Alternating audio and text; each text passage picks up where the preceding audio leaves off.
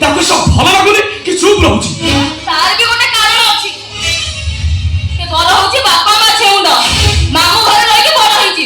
ସରାଟା ସବୁ ମାଇଛି ଏକା। ଶୁଣ, ରଜତ ଭାଇ ଯେମିତି ଲୋକ ମାନ ସମ୍ମାନକୁ ଜଗନ୍ତି, କଣ ନାହିଁ କଣ କରିବ ସିଏ। ତମେ ଯେତେ ଶୀଘ୍ର ପାରୁଛ ରଜତ ଭାଇ ଘରକୁ ତମେ କାହିଁକି ତୋ କିଛି ହବନି, ମୁଁ ଅଛି ନା, ମୁଁ ତ ଦେଖୁଛି। ତମେ ଗୋଟେ କାମ କର, ତମେ ଥାଉ ମୁଁ ଦେଖୁଛି। ଏ ଝିଅ ତୁ ଆସିଲୁ ମୋ ସହିତ ଆମ ସହିତ।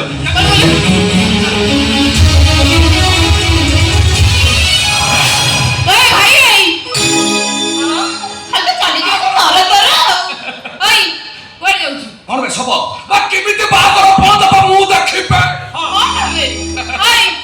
ମତେ ଲାଗୁଛି ତୋ ସ୍ୱପ୍ନଟା ସତ ହବ କି? ଭଲ ହେଇଛି। ଚା ସୁନ୍ଦରୀ ବୋଲି ମାନେ ପାଣି ଗର୍ବ କରୁଥିଲ, ମୁଁ ସୁନ୍ଦରୀ। ହଁ ପରା, ମୋ ଭାଇଟା କେତେ ଆଶା କରିଥିଲା କିନ୍ତୁ ପଟିଲାନି। ମୋର ଗ୍ରହ ପଡୁଥିଲା ନା, ଗୋଟେ ଶାନ୍ତିରେ ମୁଁ ଭଲ ପାଇଥାନ୍ତି। ଚନ୍ଦ୍ର ତୁ ଏ ଭଗବାନ କଣ ଡାକୁଛୁ ମତେ କହିଲୁ? ମୁଁ ଡାକୁଛି ହଁ ପିଚାରିର ବାହାଘରଟା ଭଲରେ ଭଲରେ କରିଦିଅ। ହଁ ଚାଲ। ଭଗବାନ ତୁ ଏଇଆ ଡାକୁଛୁ, ମୁଁ କିଛି କହିଲୁ? କଣ କହୁଛୁ? କଣ କହିବାକୁ ଚାହୁଁଛୁ? କଣ କହୁଛି? ହଁ ତୁ ଯାହାକୁ ଭଲ ପାଉଥିଲୁ ସିଏ ତ ଆଉ କାହା ସାଙ୍ଗରେ ଚାଲିଯିବ।